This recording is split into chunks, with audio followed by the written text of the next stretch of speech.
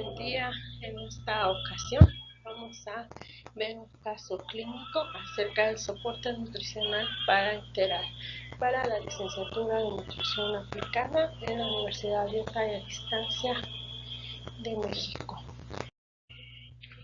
La nutrición parenteral es un método de soporte el cual ingresa los nutrientes o parte de ellos directamente al torrente sanguíneo o por vía intravenosa con el fin de cubrir los requerimientos de un individuo y prevenir o corregir un estado de malnutrición. Este tipo de nutrición no es fisiológica, ya que no existe la fase cerebral ni la fase intestinal de digestión. Simplemente es a partir de las venas que se ingresan los nutrientes. Está indicada principalmente por algún motivo. Hay que mantener en reposo el tracto gastrointestinal o para complementar la vía oral o la nutrición enteral. Por ejemplo, en algunos casos que son antes o después de alguna operación donde requerimos tener el tracto gastrointestinal sin uso, sin alimento. Cuando un paciente experimenta inflamación intestinal severa, cuando tiene una disminución gradual del intestino delgado, pancreatitis o síndrome de mala absorción, es necesario que se suministren de manera intravenosa los nutrientes requeridos para afrontar una operación o recuperarse de ello, como ya hemos dicho anteriormente. También si se padece algún problema neurológico, este problema neurológico que haya motivado a la persona a no comer o que además haya adoptado algún hábito alimenticio severamente dañino, como es el caso de anorexia, y que ya tenga varios días con personas que en verdad que presenten o necesiten 5 o más días de ayuno. En estos casos tiene que implementar la nutrición parenteral. Los tipos de soporte nutricional parenteral son dos. El parenteral central, donde se administran todos los nutrientes que el individuo necesita, y además se tiene que colocar a través de un catéter que está dirigido a una vena de gran calibre, como la vena cava. Su duración puede ir un poquito más de los 7 o 10 días. Por el otro lado, la nutrición parenteral periférica es donde se administran solo parte de los nutrientes que el individuo necesita en un día a través de la colocación de un catéter. Ese sí puede ser dirigido en una vena pequeña que puede ser de la mano o del brazo. La duración no debe ser más de 7 o hasta 10 días y es en pacientes en lo que no es posible o está contraindicado el acceso por una vía venosa central. La duración va a ser acorde a los padecimientos, puede ser a corto plazo hasta un mes o a largo plazo cuando necesitamos una suplementación mayor.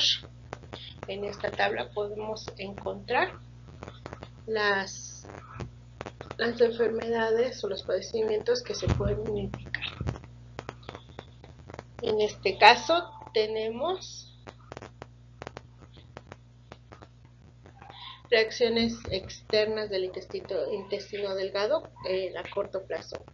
Esterotomía proximal, malformaciones congénitas, enfermedad úlcera crónica, pancreatitis y enteropatías inflamatorias, síndrome de sobrecrecimiento bacteriano, complicaciones por enfermedad de Hirsch, enfermedades metabólicas congénitas. En unos ejemplos de a largo plazo es cuando el paciente presenta el síndrome de intestino corto, tiene un periodo de obstrucción crónica ya del intestino, la enfermedad de Crohn extensiva y ha sufrido de múltiples cirugías, además de un cáncer incurable. Vamos a presentar nuestro caso clínico, que es un masculino de 29 años diagnosticado con pancreatitis aguda. Su sintomatología es que presentó de manera súbita un dolor epigástrico,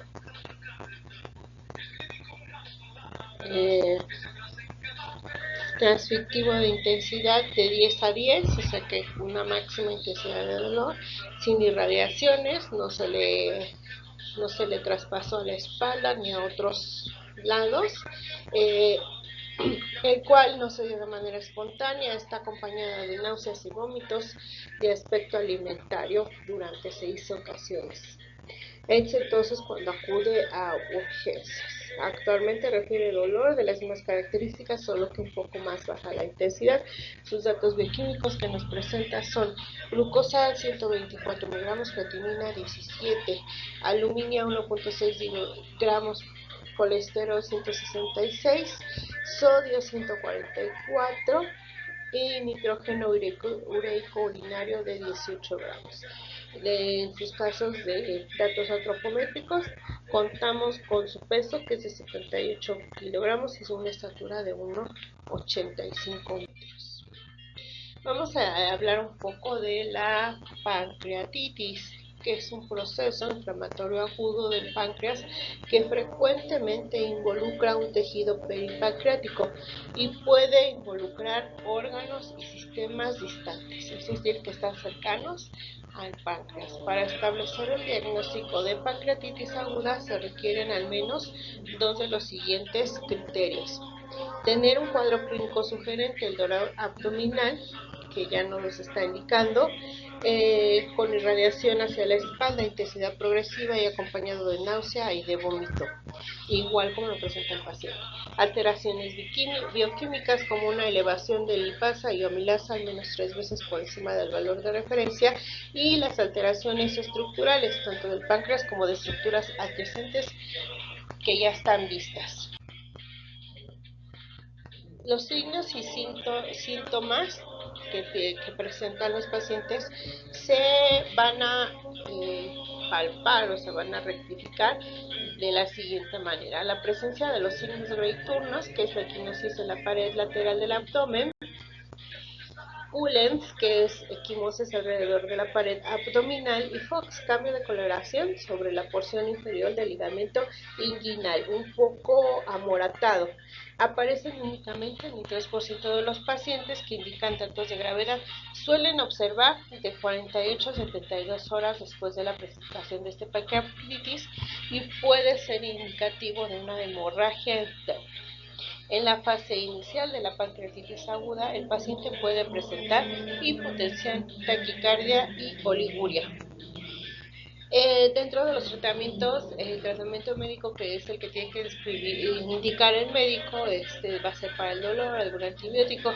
Nosotros lo que como nutriólogos vamos a indicar un tratamiento no farmacológico, que va a ser el apoyo nutricional.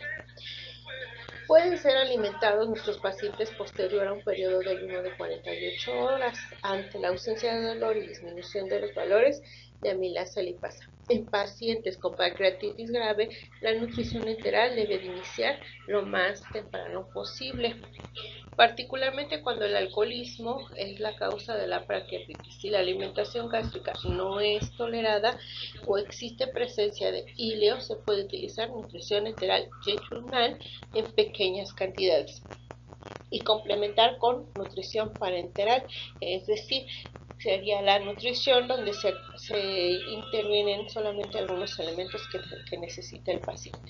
Las causas más comunes puede ser el exceso de consumo de bebidas alcohólicas o piedras en la vesícula, pero también tenemos otra lista muy importante de causas de pancreatitis agudas, entre los que destacan algunos medicamentos, algún golpe o fractura, incluso picaduras como de alacrán, de animales que causan esa toxicidad dentro del páncreas, al igual que medicamentos que son administrados de manera normal en el canje, o a veces como el paracetamol, que nosotros pensamos que no es agresivo, pero que nos puede a la larga causar una inflamación del páncreas. Ok, vamos a ver nuestros cálculos. Primero vamos a obtener el gasto energético basal. Utilizando en esta ocasión, utilicé la fórmula de Harris-Benedict, obteniendo un gasto energético basal de 1868 calorías. A este le vamos a aplicar un factor de estrés de 1.6, que es el que se sugiere para la pancreatitis grave. Y después de obtener ese resultado, un factor de actividad de 1.2, porque está confinado en cama. La mezcla de nutrición parenteral total inicial, recordemos que siempre tiene que ser solo al 50%. No se puede indicar una nutrición al 100% en un inicio. Lo vamos a hacer con una distribución de kilocalorías no proteicas, es decir, hidratos de carbono al 70% y lípidos al 30%. El aporte proteico lo vamos a hacer conforme a la siguiente tabla. Va a ser 1.8 gramos por kilogramo por peso, que es el que nos indica un estrés de moderado a grave. Lo que nos da un total de 140.4 gramos de proteína por día. Y el nitrógeno lo vamos a calcular conforme con estos gramos. Los gramos de proteína serían 140.4 entre 6.25, que es nuestro factor, y nos va a dar un total de 22.464. La relación, este comparativo lo tenemos que utilizar para que la relación entre nitrógeno y proteína sea lo más equitativa posible, lo más parecida, cerca de un balance integral. En este caso estamos obteniendo un 2.4, que es muy cerca de nuestro balance ideal, que sería entre -2 a 2. Muy bien, el cálculo de mililitros para la mezcla está explicada de esta manera. Hidratos de carbono con glucosada al 50%, quiere decir que cada 100 mililitros nos está aportando 50 gramos. Lípidos al 20% y aminoácidos al 8%. Un total de 2.762.5 mililitros. Y aquí tenemos el cálculo de los electrolitos con su recomendación y requerimiento en mililitros. Entonces tenemos, muy importante, porque todo eso también lo tenemos que aportar a nuestro paciente: cloruro de potasio, gluconato de calcio, sulfato de magnesio, fosfato de potasio y un cloruro de sodio, para que sea una nutrición completa. También tenemos que calcular el volumen total y la osmolaridad de la mezcla. ¿Sí? Y si nosotros estamos viendo aquí que la glucosa está al 50%, lípidos al 20%, aminoácidos al 8.5%, más todos nuestros minerales que acabamos de calcular. Nos va a dar una osmolaridad total de 2043.05. Las indicaciones de preparación las tenemos que atender y adecuar a la normatividad que está vigente. En este caso nos indica que las instalaciones deben de ser estériles y adecuadas. El personal debe de contar con un nivel técnico o licenciatura en específico del área químico-farmacéutica o nutrición, y debe de haber pasado por un examen médico al ingreso, y este examen se debe repetir cada 6 meses, evitando que las preparaciones sufran alguna contaminación. La preparación siempre debe de contar, número 1, con una prescripción médica. Sin la prescripción médica no se va a realizar la preparación. Una orden de preparación, nombre de quien revisó la prescripción médica, los cálculos y la aprobación de su preparación. Muy importante el nombre de quien la está preparando, registro de lo que contiene, el tipo de mezcla, datos del paciente, componentes y la dosis que se le va a administrar, número de identificación, fecha de elaboración y la fecha límite para su administración. También se debe de realizar el cálculo para cubrir las 24 horas. El material se debe ser indicado en una bolsa EVA, contar con jeringa, con todos los componentes. Siempre se iniciará siempre con el fósforo, los electrolitos, vitaminas y oligoelementos. Se adicionarán después, seguido de los aminoácidos como el folato y al final los lípidos. Muy importante que el adicional, el calcio siempre va a ser al final de todo el proceso para evitar cristalizaciones. Y también es muy importante realizar el etiquetado y la conservación en refrigeración. Antes de su administración se colocará para que se sacará de la refrigeración para que tome la temperatura ambiente. Ok, en este caso estamos armando un diagrama de flujo en el cual, número 1, tenemos que tener la indicación del médico antes de la realización de todo el proceso. Tiene que elaborarlo el nutricionista o el químico farmacéutico y tenemos que realizar todas las indicaciones hasta contar con una mezcla homogénea. Si la mezcla no es homogénea, tenemos que volver a repetir el proceso. Y también las referencias con las que contamos información para la realización de este trabajo.